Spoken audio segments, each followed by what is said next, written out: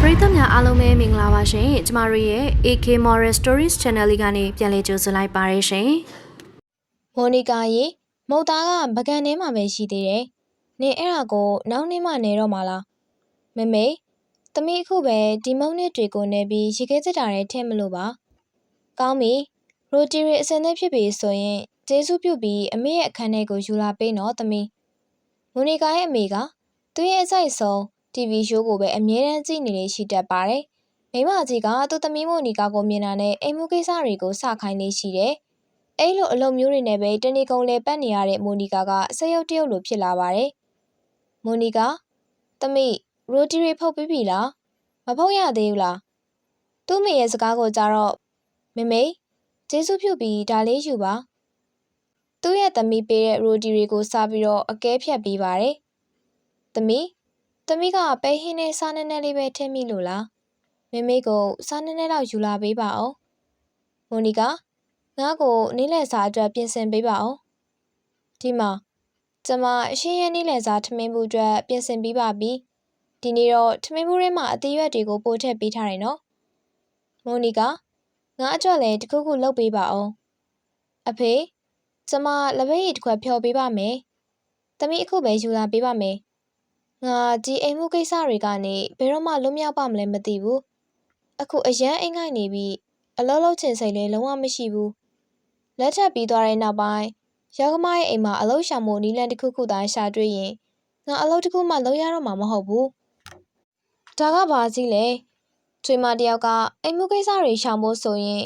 ကိုဝင်အတုဆောင်နဲ့ချွေးမဖြစ်သွားဖို့ပဲလိုတယ်တဲ့။ပြီးတာနဲ့အိမ်လို့ဘာမှမလုပ်ရပဲအနားယူရုံပဲတဲ့။ဒီနီလန်ကအရန်ကောင်းတာပဲ။ငါလည်းကိုဝင်ရှိတယ်လို့ဘာလို့လိမ်လို့မရမှာလဲ။အဲ့လိုသာဆိုရင်ဘသူကမှငါ့ကိုအလုပ်စင်းခိုင်းတော့မှာမဟုတ်ဘူး။အရာအလုံးကအဆင်ပြေသွားလိမ့်မယ်။အဲ့ဒါဆိုရင်ငါကတနေ့ကုန်အနားယူလာရုံပဲ။မိုနီကာကအိမ်လုံးတွေကနေရှောင်ရှားဖို့အတွက်အကြံကောင်းတစ်ခုရသွားခဲ့ပါပြီ။ညနေခင်းကိုရောက်လာတဲ့အခါမှာတော့ရောက်ခမကြီးတမီပြုတ်စင်တယ်လို့ဖြစ်ပြီးတော့ခေါင်းကလေးနေတယ်။ဘာဖြစ်လဲတော့မသိဘူး။အမေကိုဖုံးဆက်ပြောပြတော့အမေကလည်းဘာမှမပြောဘဲနဲ့ပျော်ပဲပျော်နေတယ်။ဒါကောင်းတဲ့ကိစ္စပဲမိုနီကာ။ဒါကမကြခင်တမီအမေဖြစ်ရတော့မယ်လို့ဆိုလိုတာဒါကြောင့်မလို့တမီရဲ့အမေကပျော်နေတာပေါ့အဖွားအခုပဲဖုံးဆက်ပြီးတော့ခုံပြလိုက်မယ်ငါအလောက်ကပြီးသွားပြီအခုတော့တတောက်တတာနဲ့ထိုင်ပြီးဆိုင်းယွန်တောက်ရုံပဲ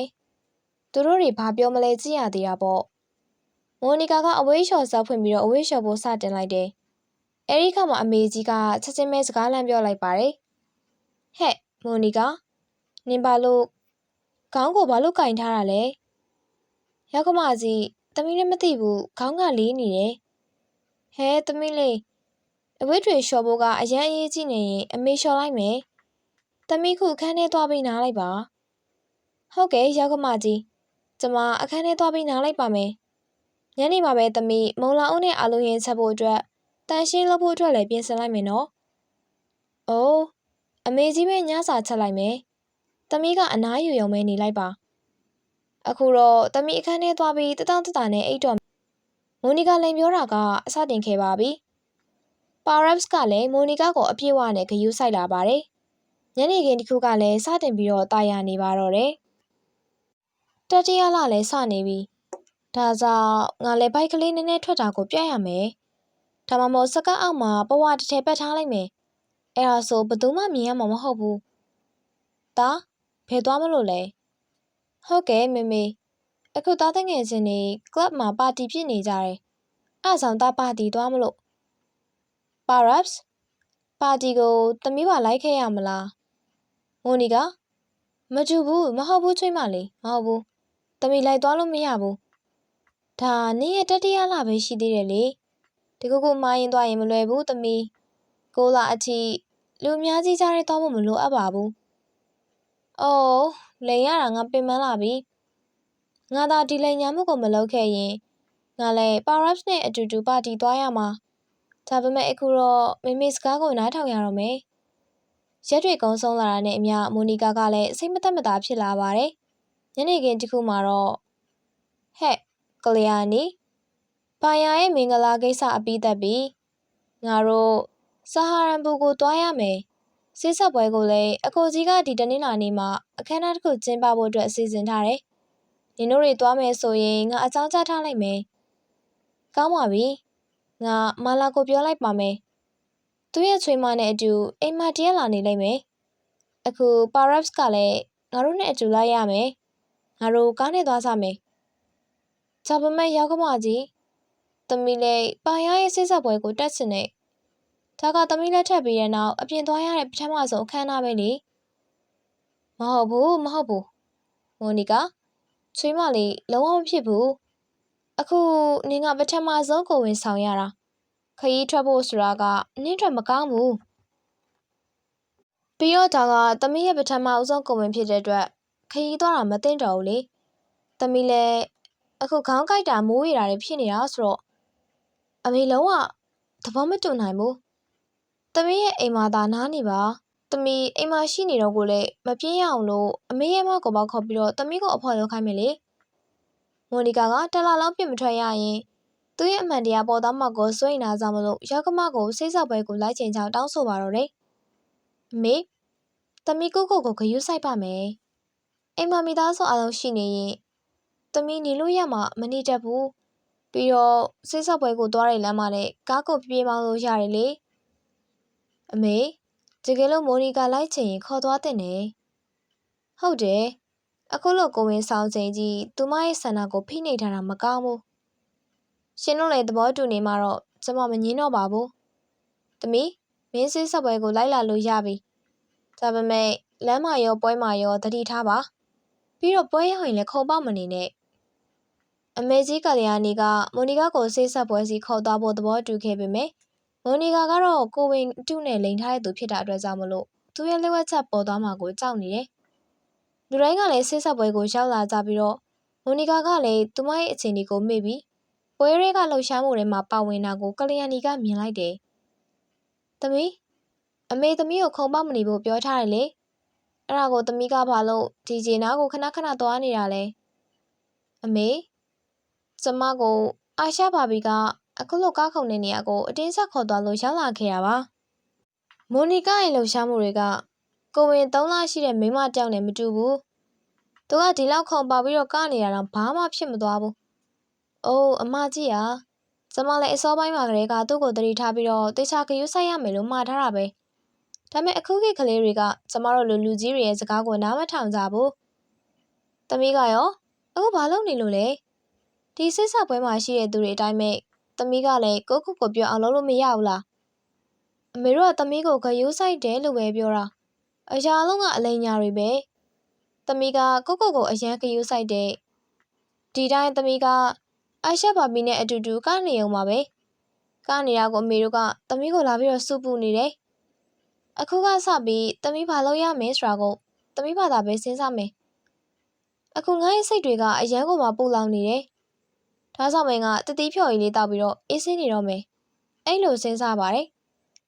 အဲ့ချိန်မှာပဲမိုနီကာတယောက်သမောတီစားနေတာကိုမြင်လိုက်တာကြောင့်မလို့ရောက်ကမကြီးကဒေါသတကြီးနဲ့ရောက်လာတယ်မိုနီကာသမီးဘာလုပ်နေရလဲတင်မော်ဒီကသမီးတို့လိုကိုဝင်ဆောင်တဲ့သူတွေရဲ့ကျမ်းမာရေးအတွက်ဘယ်လောက်ထိအောင်အန္တရာယ်ရှိရဲဆိုတာမသိဘူးလားကိုဝင်ဆောင်မျိုးသမီးကတင်မော်ဒီကိုလုံးဝမစားသင့်ဘူးအမေကသမီးမသိလို့ပါကိုဝင်ဆောင်တဲ့သူတွေကတင်မော်ဒီမစားရအောင်ဆိုတာသမီးမသိဘူးလေသမီးငါနဲ့တလလုံးဘယ်လောက်တောင်တိမ်ပေးနေရအောင်မလဲဒါတွေကြောင့်အမေကသမီးကိုပွဲမခေါ်လာချင်တာအဲ့ဒီချိန်မှာပါရဲကမိုနီကာကိုလှမ်းခေါ်ပြီးတော့တင်မော်ဒီစားတာကိုရက်ခမ်းလိုက်တယ်။ပါယာနီကိုခေါ်နေတယ်။သူ့မှာအလောက်တစ်ခုရှိပုံရတယ်။ပါယာခဏလေးငါလာပြီ။မိုနီကာကပါယာစီသွားဖို့အတွက်ထွက်သွားနေတော့မှပဲရုတ်တရက်သတိလစ်ပြီးတော့လေးစားသွားတယ်။မိုနီကာချွေးမလေးဘာဖြစ်တာလဲ။ Paraps ရဲ့အဖေအမြန်ဒီကိုလာကြပါ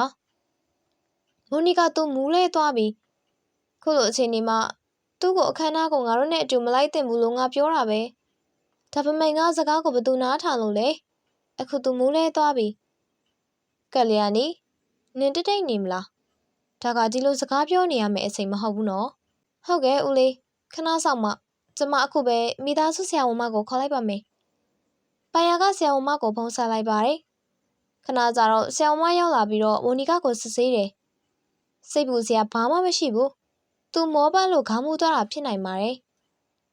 မိုနီကာကတတိယလပါခလေးရောမိခင်ရောနှစ်ဦးစလုံးကနေကောင်းပါတယ်အခုရောဘယ်လိုခံစားရလဲမိုနီကာဒီဆရာဝန်ဘာပြောနေရလဲငါကဆရာဝန်မဲ့လေ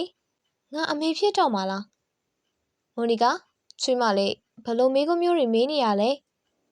ဘာမှမဖြစ်ပါဘူးဆေးထိုးထားတာအာနီတင်တက်ရောက်နေလို့ဖြစ်မယ်မိုနီကာကိုခဏနားခလိုက်ပါခဏနေသူကောင်းသွားလိမ့်မယ်နောက်တစ်ရက်မှာတော့ပိုင်ရရဲ့ဆေးဆက်ပွဲပြီးတဲ့နောက်လူတိုင်းကဒေဒီကိုပြန်ရောက်ကြတယ်ကြည့်နင်အလုပ်အားလုံးကိုလုပ်ရမယ်ပကံဆေးတာတပြက်စီးလိုက်တာကြမ်းတိုက်တာအဝိရှော်တာအကုန်လုံးပဲငါချွေးမဘာအလုံးမလုပ်ရအောင်လုပ်ပါမနေ့ပြန်အစားပြီးအလုပ်လာခဲ့ပါပါရပ်ရဲ့အဖေရီရုပ်တွေနဲ့အဝတ်တွေကဘသူ့အတွက်လဲငါအဖိုးဖြစ်တော့မှလေတင်းငယ်တဲ့ကိစ္စမဟုတ်ဘူးမိုနီကာအခုနင်ကိုကိုဂရုစိုက်ပါငါလည်းရုံးကနေခွင့်ယူလိုက်မယ်အခုချိန်ကငါတို့ရဲ့ချွေးမလေးကိုဂရုစိုက်ဖို့ပို့ပြီးတော့အရေးကြီးတယ်လေမိုနီကာချွေးမလေးနဲ့ငါနဲ့ပေါင်းပြီးတော့နင်းအချိုက်ဆုံးပဲနီလေးထမင်းကိုချက်ထားတယ်